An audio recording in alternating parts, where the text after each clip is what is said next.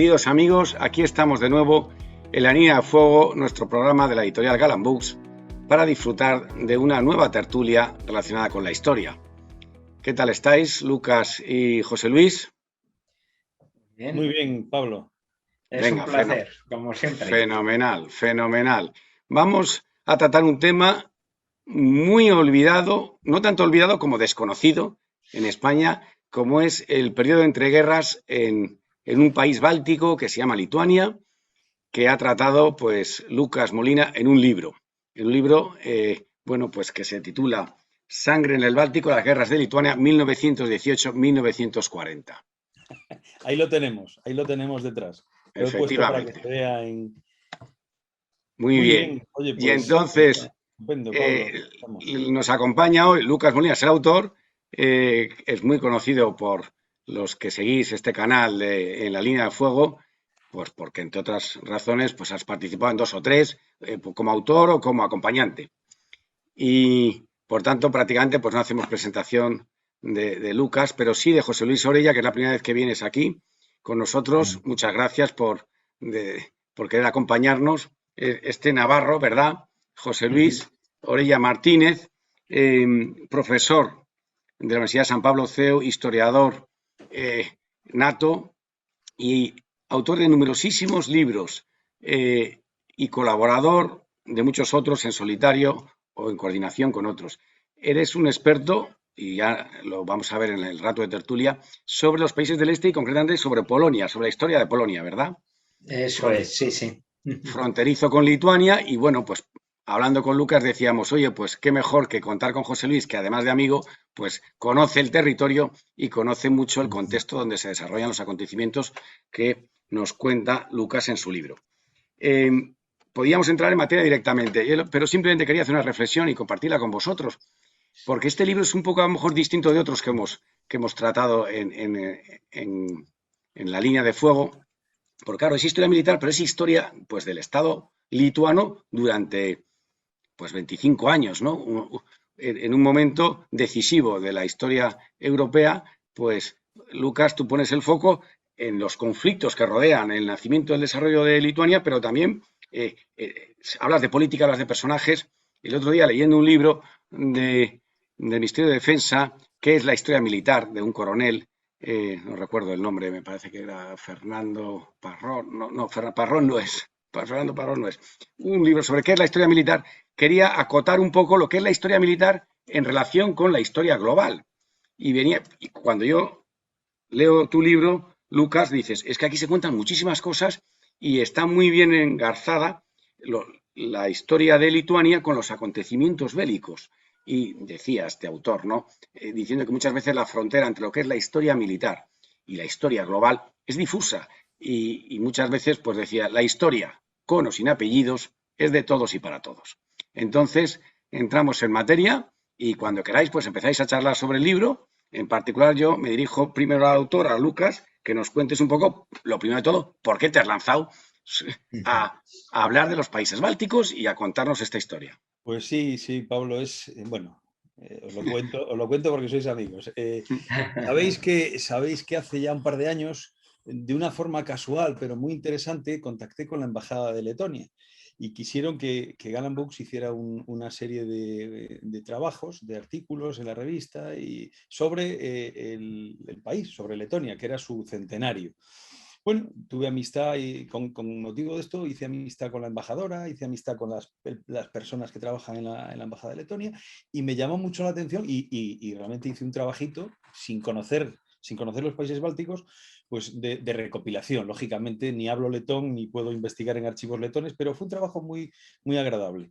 Ellos me facilitaron documentación, me facilitaron fotografías, hicimos un librito, un Stug, de nuestra colección Stug, dedicado a Letonia. Y cuando terminé, pues me quedé un poco con ganas de seguir. ¿Por qué? Porque siempre los que hemos estudiado la EGB y que ya no era lo que era lo de nuestros padres, pero era todavía algo serio, pues nos sabíamos de memoria aquello de Letonia, Estonia, Letonia y Lituania, ¿no? Y entonces ahí quedaba un poco pendiente. He hecho Letonia, que es precisamente la que está en el medio, y me quedan Estonia y Lituania. Y empecé por Lituania, básicamente, pues no lo sé, pero vamos, ya está Estonia prácticamente terminada. Para centrar a los posibles lectores, a los que nos vean en esta tertulia, ¿dónde está Lituania? Lo primero hay que decir dónde está. Pues la geografía es tan importante en estos casos porque tenemos que ubicarlo, ¿no? Lituania limita al norte con Letonia, limita al este con Polonia, limita al sur con Alemania y tiene una pequeña franja que limita al Báltico, una pequeña franja costera. En aquella época era mucho más estrecha, pero bueno, ya hablaremos durante la tertulia.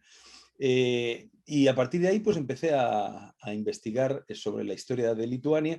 Como todos estos estudios, que son 64 páginas, no se puede profundizar en nada. Y fíjate que este libro es un libro complejo, ha sido quizá de lo más complejo que he trabajado, porque la historia de Lituania es muy compleja, ha tenido mucho movimiento geográfico, precisamente, se han movido las fronteras, hablo desde 1386, que es el año en el que, por empezar y por darle paso a José Luis, en el que el gran duque de Lituania se convierte al catolicismo, Jogaila, que en polaco es Vladislao, el gran rey Vladislao, pues a partir de ahí las fronteras de Lituania han sido absolutamente caóticas, en el sentido de que se han movido una barbaridad, ¿no? Así que a partir de ahí empecé a investigar y os contaré más cosas a lo largo de la tertulia. Hay unas cosas que a mí me han gustado del libro, no sé, José Luis, si a ti también, han sido los mapas, que bueno, es característica de la editorial y están muy bien trabajados y verdaderamente corroboran lo que tú dices, el lío que hay ahí. O sea, dices, el baile de estados, de ejércitos, de fuerzas contendientes en un espacio pues tan pequeño. Lituania debe de ser como Galicia, ¿no? O poco más grande. Sí, esa zona, pues sí, poco más o menos. Actual, la Lituania actual, porque Lituania, pues eso, en 1300, 1400 era el estado cristiano más grande de Europa. Estamos hablando sí. Sí, cogía Bielorrusia. Bueno, José Luis, que tú eres mucho más experto. Claro, porque estuvo muy unido a Polonia, ¿no, José Luis? Sí, así es, un poco como ha dicho Lucas, la verdad es que es una zona muy interesante con unos países, pues la verdad, desconocidos para nosotros y que en cierto modo pues llama más la atención para conocerlos porque claro, desde el 2004 forman parte un poco de la Unión Europea. Entonces, claro, a cualquiera pues le hablas de Bélgica, de Holanda, de Luxemburgo, de Italia, etcétera, y todo el mundo te puede hablar, lógicamente, de referentes culturales, deportivos, políticos y, lógicamente, históricos, ¿no?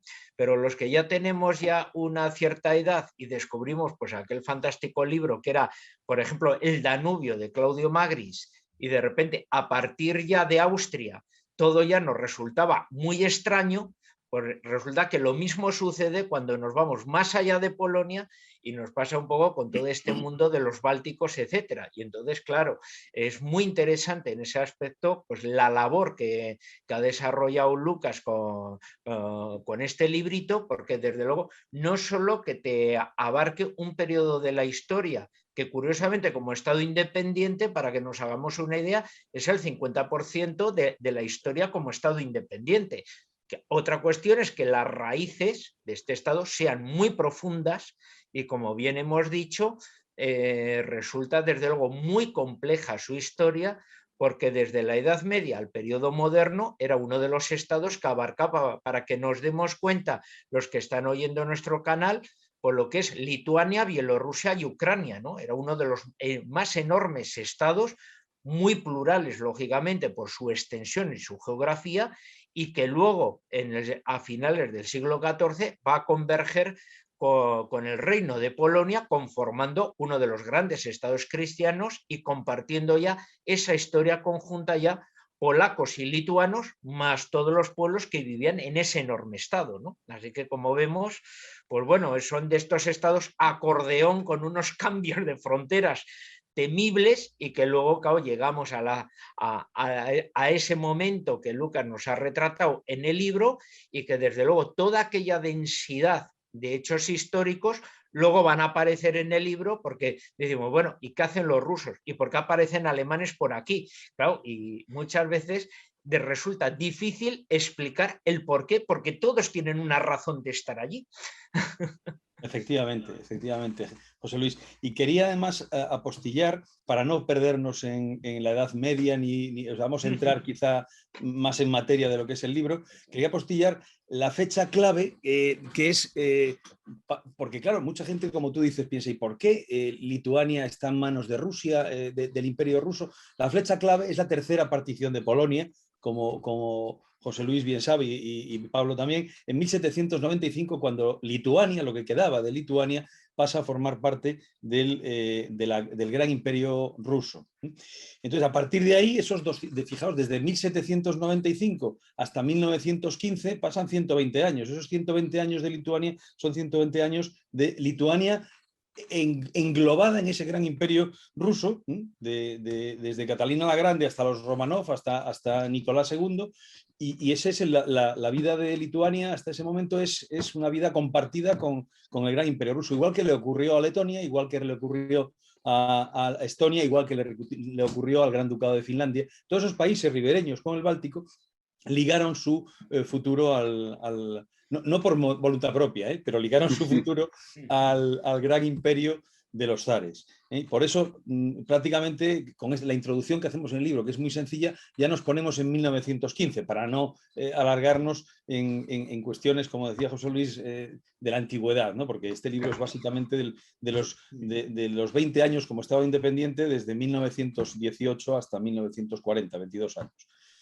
Claro, y llega ahí el gran acontecimiento de la Revolución Bolchevique, que es la que altera, digamos, todo el statu quo del este de Europa. Efectivamente, efectivamente. En 1915, quizá paramos un poquito antes, lo decía, porque es una fecha también clave, es el año en que Alemania ocupa Lituania. Fijaos que estamos en plena Primera Guerra Mundial y el primer país que se encuentra Alemania, cuando vas hacia el norte, es Lituania. Entonces, por eso el año 15, que me gustaría resaltar esa fecha, porque es el año en que Lituania es ocupado por las fuerzas alemanas, prácticamente la mayor parte del territorio. No ocupan todo, pero prácticamente todo el territorio de lo que es Lituania es ocupado por los alemanes en el año 15. Y efectivamente después, a continuación, viene la gran fecha, que es el 1917, la revolución bolchevique, el año en que salta por los aires todo y que afecta evidentemente también a Lituania.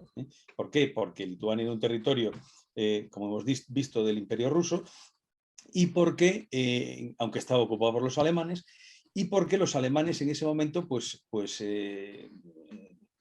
están en una fase expansiva, están en una fase que todavía la Primera Guerra Mundial, estamos hablando del 17, tienen todos los argumentos para negociar en Brest-Litovsk con los soviéticos para que se vayan, es lo que les importa a los alemanes. De hecho, por eso los alemanes promocionan el que Lenin llegue a Rusia, por eso promocionan ¿por qué? Porque quieren quitarse el frente norte como sea, o sea, el enemigo del norte, que eran los rusos, ¿no? Entonces ahí efectivamente surge la explosión en el año 17.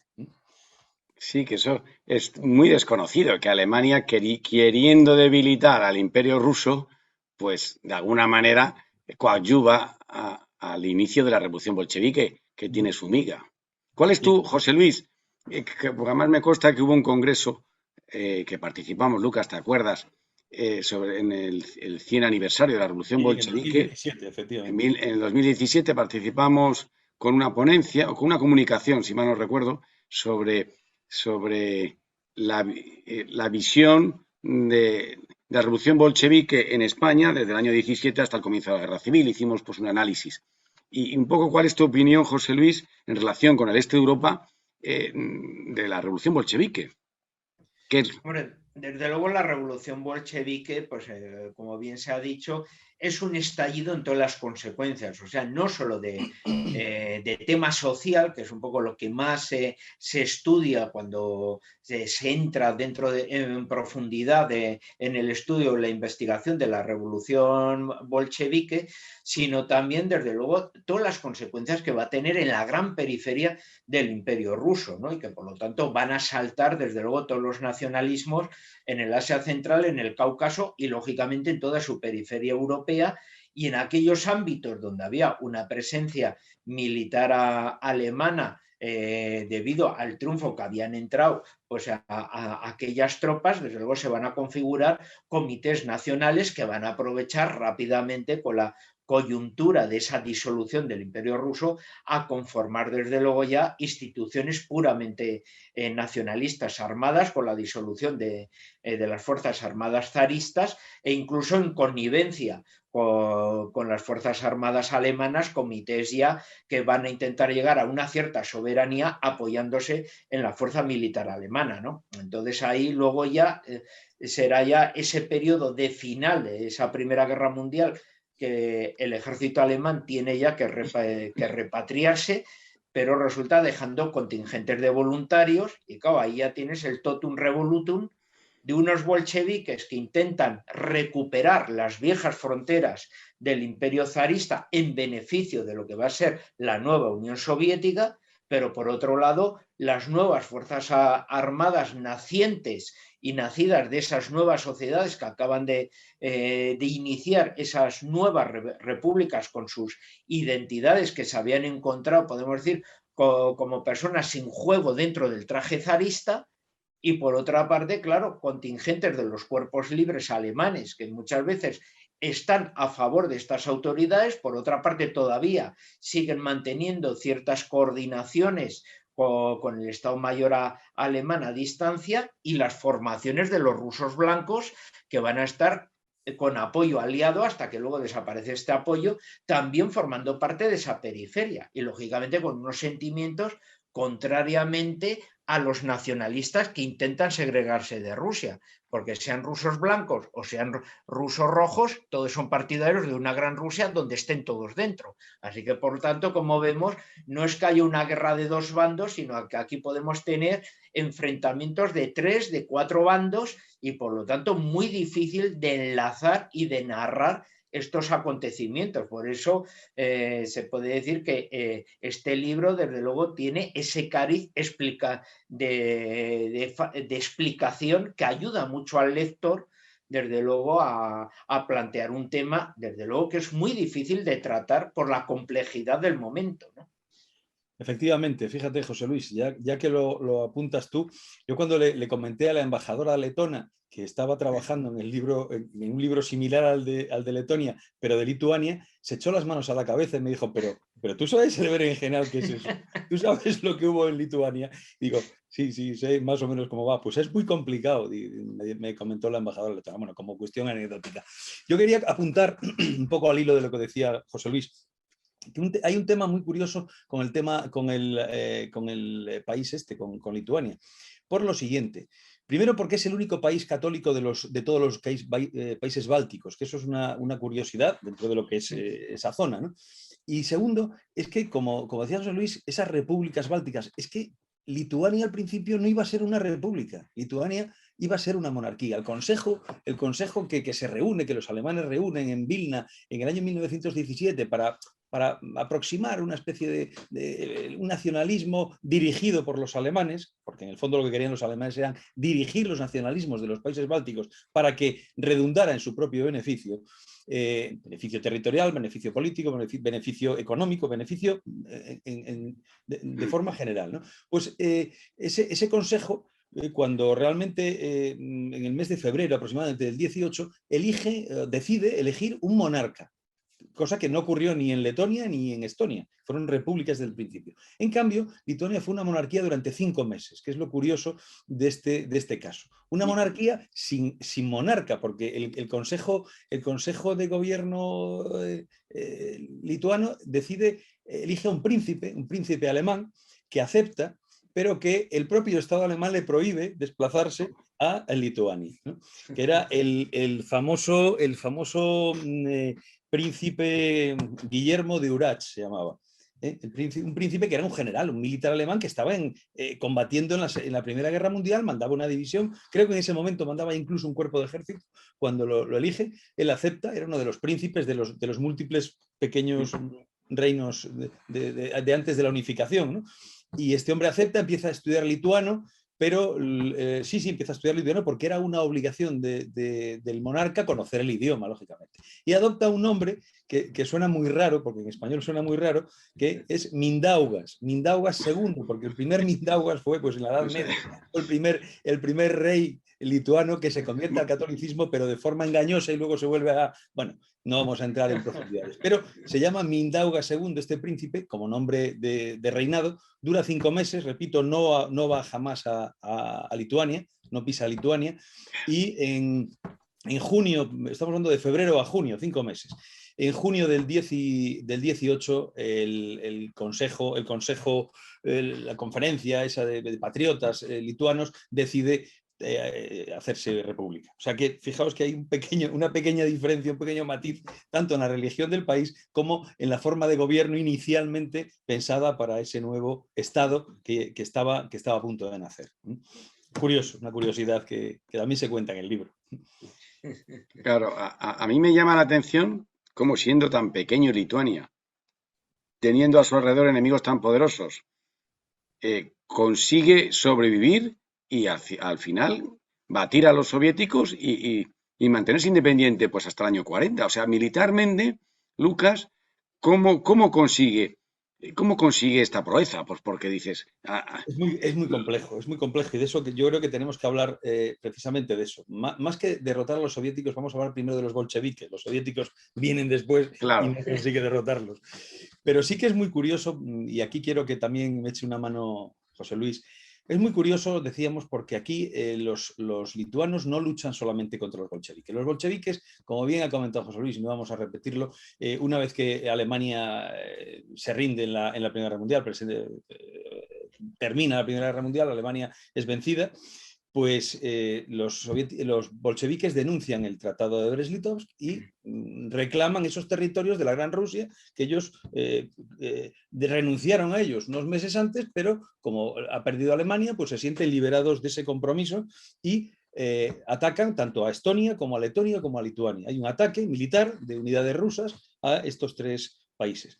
Pero a la vez hay un combate con los polacos también, o sea, se da una serie de combates. ¿Por qué? Por una rivalidad que quiero que también José Luis hable de ella para no acaparar. Una rivalidad que venía de muchos años atrás, que era la ciudad de Vilna. Vilna era una ciudad que reclamaban tanto los lituanos como capital histórica de Lituania, como los propios polacos. No como capital, lógicamente, porque la capital de Polonia siempre fue Varsovia, pero sí como ciudad cosmopolita que en esos 120 años de dominio ruso, pues se fue vaciando de lituanos y fue creciendo en población de origen polaco, judío, etc. Prácticamente se puede decir que en el año 18 el 2% de la población de Vilna, el 2% era lituano. No así en los alrededores, en el campo, en la zona de Vilna, pero sí en la capital. Solo un 2% era lituano. Entonces ahí hubo un conflicto enorme, un conflicto grandísimo, y eso es uno de los combates que hacen los propios lituanos. No solo luchan contra los bolcheviques, sino que también tienen que luchar contra los polacos. Y para rizar más el rizo, esos alemanes que estaban todavía en los estados bálticos, mezclados con rusos blancos que también estaban por distintos motivos, unos porque habían sido hechos prisioneros y estaban en Alemania y los alemanes los liberan para que se pongan a luchar contra los rojos, otros porque, bueno, pues hay un conglomerado de unidades de los cuerpos francos y un gran general alemán, que es uno de los que está en todos los países bálticos, que es von der Goltz, el general von der Goltz, que toman partido primero para luchar contra los bolcheviques, pero a la vez también se quieren inmiscuir en los asuntos internos tanto de Letonia como de Lituania y un poquito menos de Estonia, pero que están ahí. Entonces los estonios tienen que luchar contra los 3, o sea, los lituanos, contra los polacos, contra los bolcheviques rusos y contra los propios alemanes y rusos blancos que están en principio ayudando, pero luego se vuelven las tornas y quieren hacer causa común y dominar ese espacio. Fijaos, entonces, la dificultad ya no solo para entenderlos, sino para hacer los mapas. Pablo, tú que hablabas de mapas. Sí. Los mapas son complicadísimos precisamente porque las luchas son centrípetas, centrífugas, hay luchas por todo el país y en todos los órdenes y de todo tipo. Me decías el ejército. El ejército lituano se nutre de material, bueno, se nutre primero de de militares que han hecho la Primera Guerra Mundial, muchos de ellos en el ejército ruso, como oficiales, suboficiales y tropa del ejército ruso, porque Lituania era parte del imperio. Además, compra mucho material a Alemania. Alemania ha perdido la guerra, tiene material por todos lados y entonces lo que necesita es dinero. Y entonces esta gente le compra mucho material a Alemania. Material de artillería, material, fusiles, munición, del propio material que tienen los alemanes ahí y que van a dejar en Lituania porque han perdido la guerra. Entonces lo compran. Y además también piden ayuda a Francia, sobre todo Francia, Inglaterra, los ganadores de la guerra, y también les nutren de material. Entonces es un poco el origen y luego lo que van capturando tanto a los polacos, tanto a los bolcheviques y tanto a los alemanes. A los alemanes capturan una cantidad de material espectacular. Estamos hablando de que cuando derrotan los lituanos al ejército bermontiano, que luego hablaremos, quería hablar del personaje, cuando derrotan al ejército bermontiano, allá por finales del 19, agosto, septiembre del 19, capturan, estamos hablando a lo mejor 15 aviones, trenes blindados, cañones, artillería, fusiles. Entonces, todo eso va conformando ese ejército lituano naciente, que es el que precisamente gana esa guerra. Que le dedicas, Lucas, un amplio capítulo a lo que es la descripción de todas las Fuerzas Armadas lituanias al final del libro. Al final del libro, efectivamente. Sí, un análisis, pero es un análisis no solo de la guerra, sino de los 20 años de Estado lituano libre, independiente. Pero bueno, eso quizá es lo que tampoco podemos decir todo del libro, si no la gente no lo compra. Así Pero quería que José Luis sí que nos contara un poquito el tema de Vilna con los polacos, porque quizá a lo mejor es el punto de fricción, José Luis, que es más polacófilo, y yo que me he hecho un poco lituanófilo, que en este caso tengo que adoptar este papel. Ahí hay un choque muy grande y quería comentarlo con José Luis. Hay un choque muy grande, no se hablan, o sea, como los amigos que se pelean y no se hablan hasta el año 38. Desde el año 20 hasta el año 38 cierran a cal y canto las fronteras. Siendo países vecinos, no tenían relaciones diplomáticas. No hay relaciones diplomáticas, rompen relaciones diplomáticas, claro, porque Polonia, y quería comentarlo, ¿cómo ocupa Vilna, José Luis? ¿A ti qué te parece? El tema de la ocupación de Vilna. Te voy a poner en un brete. No, desde luego hay una especie como de golpe de Estado encubierto, ¿no? O sea, con las Fuerzas Armadas polacas desde luego no pueden entrar en ese territorio y entonces sí que se puede decir que organizan una especie de señor de la guerra, ¿no? O sea, de repente hay una desobediencia que no es leal del general Seligoski, que desde luego que es originario de la zona y que desde luego con una tropa de voluntarios pues toma el control un poco de la zona debido a la presencia de esa comunidad étnica polaca existente allí, se arropa en ellos, ejerce ese derecho de autodeterminación como habían hecho los lituanos con respecto al resto, y luego ya procediendo a esa autonomía, procede ya a su proceso de unión a Polonia, que lógicamente ahora sí le va a reconocer y va a absorber a sus antiguos militares que se habían puesto en rebeldía, podemos decir entre comillas falsas, en ese aspecto, ¿no? Claro, fue una rebeldía, José Luis, una rebeldía promocionada por el propio presidente. Por el presidente. Busca algún general, le fallan algunos y el único que dice que sí es Zeligoski.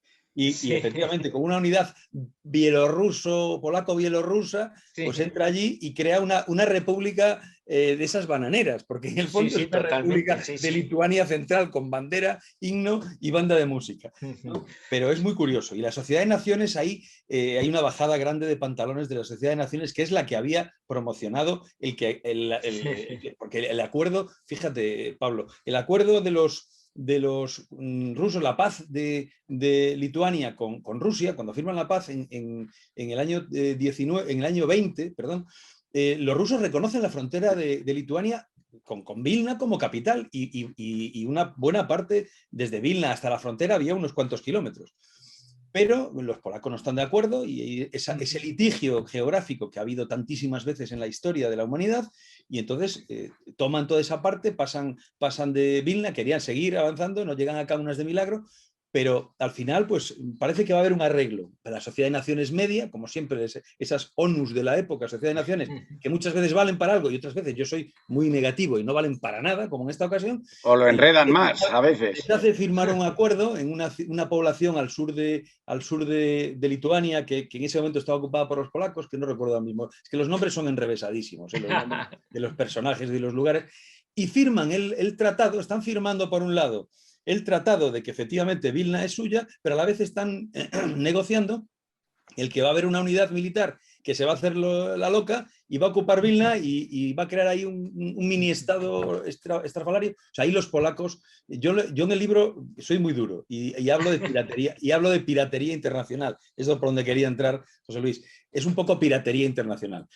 Cuando por un lado estás firmando la paz y todo muy bien, todo fabuloso, pero a la vez estás creando una operación de falsa bandera, que es ocupar un territorio por mis propios militares, pero vestidos de lagarteranas, y después, ha pasado el tiempo y calmado las aguas, la incorporo a mi territorio, que es lo que pasó exactamente en este suceso. Y precisamente por eso, 3 años después, hace lo mismo Lituania con un territorio que luego va a dar origen, va a ser el último escalón o el último eslabón antes de la Segunda Guerra Mundial, que es toda la zona de Klaipėda, que le llaman los lituanos, y los alemanes le llaman Memel, el famoso Memel. territorio que hay en la desembocadura del río Niemen. Sí. Memel, Klaipėda para los lituanos, había sido una zona que habían desmilitarizado y después de la Primera Guerra Mundial la Sociedad de Naciones se había hecho cargo de ella, una zona que no estaba bajo dominio más que de la Sociedad de Naciones con unas unidades francesas.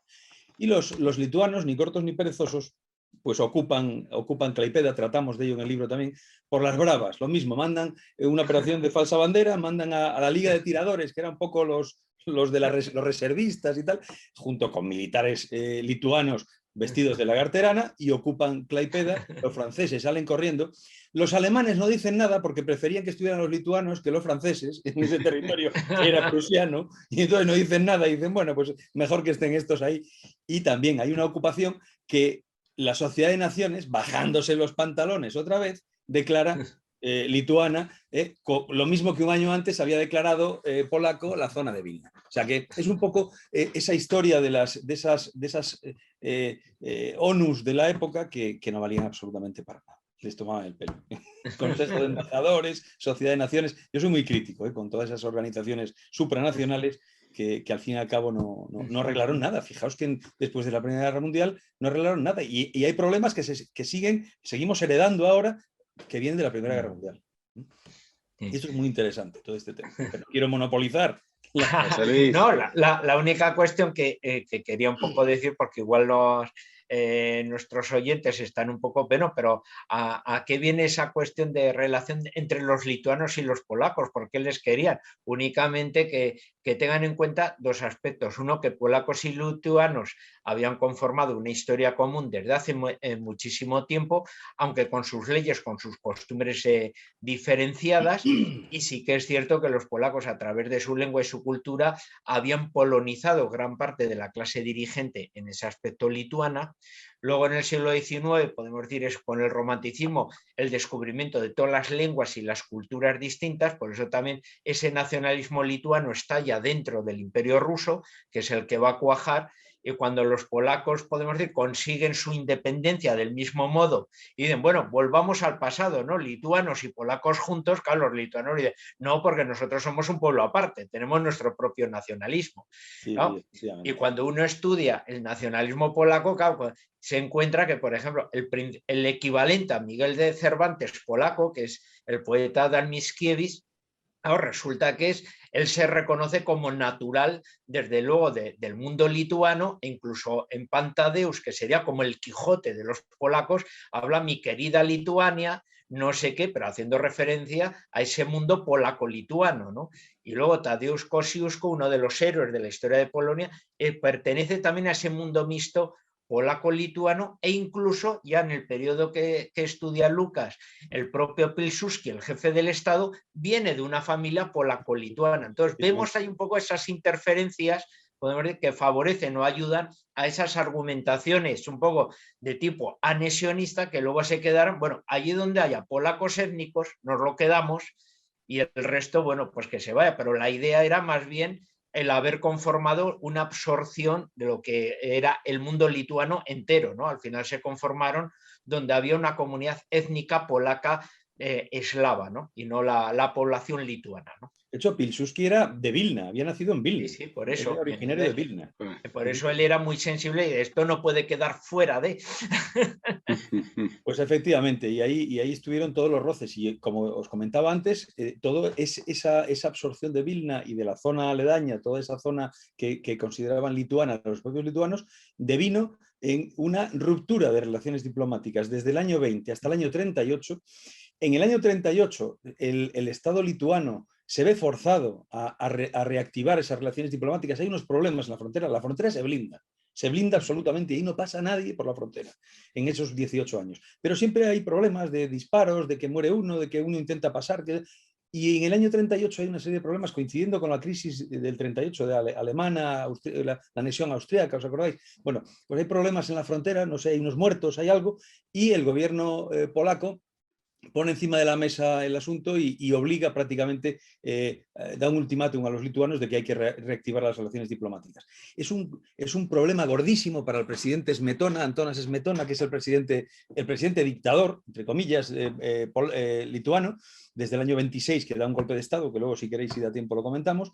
Es un problema enorme, consulta con su gobierno, consulta con las Fuerzas Armadas, ¿qué podemos hacer? Daos cuenta que en el año 38 las Fuerzas Armadas de Polonia eran muy importantes, eran unas Fuerzas Armadas, estamos hablando a nivel europeo, pues Francia, continental, Francia, Alemania, Polonia, o sea, estamos hablando de esa zona, eran muy potentes. No tenía nada que hacer el ejército lituano, así se lo manifiesta el jefe del ejército, y pese a las cartas de recomendación de empresarios y de personajes lituanos de que ni hablar, de que no restablezca relaciones diplomáticas mientras no se vuelva a recuperar la capital, y etcétera, etcétera, no tiene más remedio, porque además el apoyo francés a Polonia es muy grande, se mueven las cancillerías en esa época. Claro, estamos hablando desde el siglo XXI, que Francia a lo mejor pinta mucho menos. Francia en el año 38 pintaba mucho.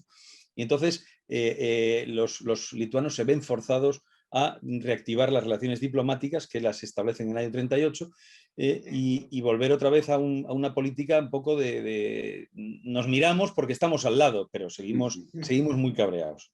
Y ahí está la cosa. Fijaos que el año siguiente, en el año 39, una vez que se desata la Segunda Guerra Mundial y es ocupada Polonia por los soviéticos, los lituanos, valerosamente, que es la portada precisamente del libro, los lituanos, de acuerdo con los soviéticos, entran en Vilna porque se reactiva aquel acuerdo de paz del año 20 que decían los rusos que esa zona de Vilna era una zona lituana. Y entonces ellos entran, cruzan, cortan las barreras de la frontera y pasan con una serie de carros de combate y tropas y entran en Vilna triunfalmente, que prácticamente no les sirve para nada porque 4 días después los fagocita la Unión Soviética. Pero bueno, es un poco la historia que hemos terminado, pero que quedan todavía cosillas por el medio, como te comentaba antes, como el golpe de Estado de Smetonas, que si queréis también comentamos un poco ese tema, que es muy interesante. Y yo quería hablar antes de un personaje, si os parece, que es un personaje que aparece en el libro y que ya apareció en el de Letonia y que en el de Estonia me he resistido porque es que sacarlo en todos,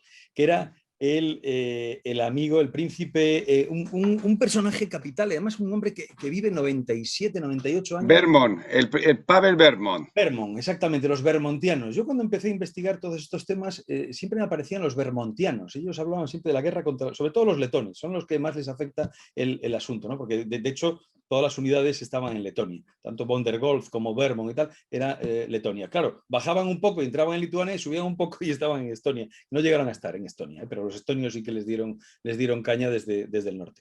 Pero sí que bajaron a Lituania en las fuerzas de Bermond. Bermond era un personaje curiosísimo, monárquico, era un personaje nacido en Tbilisi, en Georgia, en el Cáucaso, pero que, bueno, había sido adoptado por un noble georgiano, y este había combatido en las tropas zaristas, era un hombre monárquico 100%, un hombre de pensamiento conservador, derechista, que bueno, pues es canjeado lo capturan los soviéticos, él se pone rápidamente a luchar en contra de los soviéticos, ruso blanco desde el primer día, lo capturan y luego lo canjean a los alemanes, y los alemanes lo utilizan, yo creo que lo utilizan, para movilizar un poco a todos los rusos blancos que que se quisieron apuntar a esta aventura y su misión era tomar los países, tomar en el sentido figurado, figurado y real de la palabra, tomar los países bálticos